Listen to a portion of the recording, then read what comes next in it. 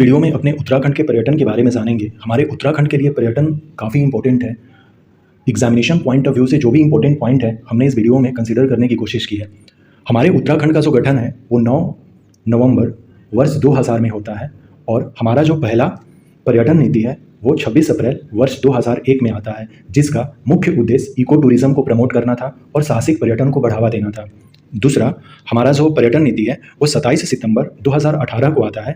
इसके जो मुख्य उद्देश्य थे, पर्यटन को उद्योग का दर्जा दिया गया। ये काफ़ी इंपॉर्टेंट है कि पहली बार उत्तराखंड में वर्ष 2018 में उद्योग का दर्जा पर्यटन को दिया गया और 28 गतिविधियों को एमएसएमई में शामिल कर लिया गया, क्योंकि अब जो है वो पर्यटन जो है वो हमारा उद्योग हो गया है, तो एमएसएमई में हम इसे शामिल कर लिए। मेंस पॉइंट ऑफ व्यू से तो ये काफ़ी इंपॉर्टेंट डेटा है, लेकिन प्रीलिम्स एग्जामिनेशन में इससे क्वेश्चंस पूछे जा सकते हैं। डायरेक्ट पूछा जा सकता है कि उत्तराखंड की पहली पर्यटन नीति कब आई थी, तो वर्ष 2001 में। अभी जो हमारा नया पर्यटन नीति है वो 2023 में ही आया है और ये 2030 तक रहेगा। 7 सालों के लिए उत्तराखंड ने एक नई पर्यटन नीति बनाई है 17 मार्च वर्ष 2023 को। इसके मुख्य उद्देश्यों में कुछ इस तरह से थे: वैश्विक पर्यटन का केंद्र बनाना उत्तराखंड को, पर्यटन के लिए राज्य की क्षमता को और विस्तारित करना, सतत विकास को सुनिश्चित करना। कभी भी जब हम लोग अब विकास की बात करेंगे, अपने डेवलपमेंट की बात करेंगे, तो सतत और टिकाऊ ये दो शब्द हमें हमेशा गांठ बांध लेना है, इसको बिल्कुल नहीं छोड़ना है। और सभी हितधारकों का सशक्तिकरण करना ये उद्देश्यों में शामिल थे। इस तरह से हमारे उत्तराखंड ने लक्ष्य 2030 रखा है, जिसमें कहा गया है कि जीएसडीपी का योगदान जो है वो 15% तक हमें बढ़ा देना है और वो पर्यटन से ही आना चाहिए। तो जीएसडीपी का योगदान पर्यटन का कितना, जीएसडीपी में पर्यटन का योगदान कितना होगा, 15%, ये हमने लक्ष्य रखा है। सरकार द्वारा 2027 तक 30,000 करोड़ रुपए और 2030 तक 40,000 करोड़ रुपए का निवेश करने का इस तरह से अनुमान लगाया गया है कि उत्तराखंड सरकार जो है वो पर्यटन के क्षेत्र में 30,000 करोड़ और 40,000 करोड़ रुपए निवेश करेगी। 20 लाख लोगों को रोजगार देने की बात कही गई है और ये भी सुनिश्चित करना है कि 30% कम से कम महिलाएं इस उद्योग से जुड़े, अर्थात कि पर्यटन से जुड़े, और साथ ही साथ सार्वजनिक निजी भागीदारी अर्थात कि PPP पब्लिक प्राइवेट पार्टनरशिप के अकॉर्डिंग 100 प्रोजेक्टों को पूरा करना है 2030 तक। स्टाम्प शुल्क में 100% की छूट है। यदि कोई निवेश करता है पर्यटन क्षेत्र में तो जो स्टाम्प शुल्क होती है वो सरकार नहीं लेगी।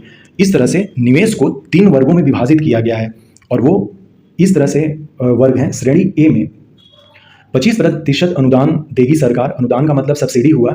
हरिद्वार, नैनीताल और उधम सिंह नगर में यदि कोई पर्यटन क्षेत्र में निवेश करता है तो उसे 25% की अनुदान दी जाएगी। साथ ही साथ अल्मोड़ा जनपद का रानीखेत तथा अल्मोड़ा तहसील में देहरादून के सभी क्षेत्रों में जो श्रेणी बी में नहीं है, अभी देखेंगे कि श्रेणी बी में कौन सा क्षेत्र शामिल है देहरादून का, तो ये 3 के जगह हुए जो कि श्रेणी ए में शामिल है, जिसको कि 25% अनुदान दिया जाएगा। श्रेणी बी में 35% सब्सिडी दिया जाएगा, जिसमें कि देहरादून का कालसी, चक्राता और त्यूनी तहसील, इनको छोड़कर देहरादून के जितने सारे अदर जो क्षेत्र हैं वो श्रेणी ए में शामिल हैं।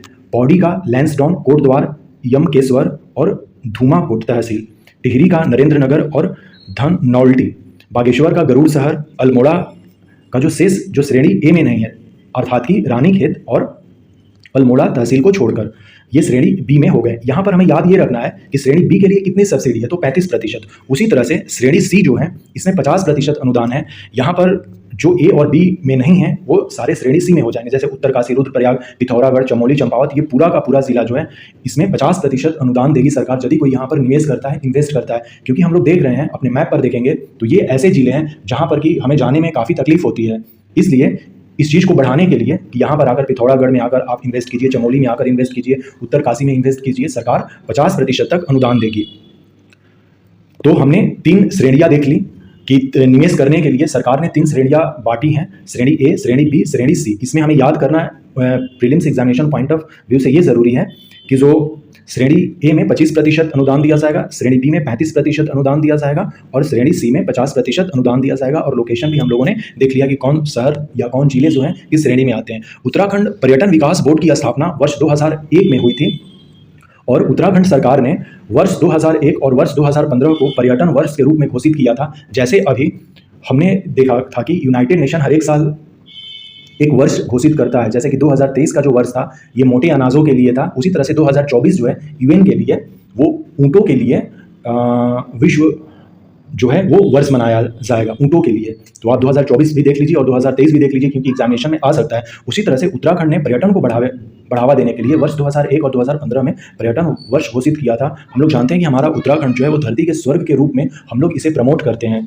1 जून वर्ष 2002 को वीरचंद्र गढ़वाली पर्यटन स्वरोजगार योजना का आरंभ किया गया। अभी भी ये चल रहा है। तो मेंस एग्जामिनेशन में यदि ये क्वेश्चन पूछा जाता है पर्यटन से रिलेटेड, तो हमें वीरचंद्र गढ़वाली पर्यटन स्वरोजगार योजना के बारे में हमें बात करनी चाहिए, जो 1 जून 2002 से स्टार्ट है। उत्तराखंड का पर्यटन का जो लोगो है वो सिंपली हेवन है। ये क्वेश्चन पूछा जा सकता है।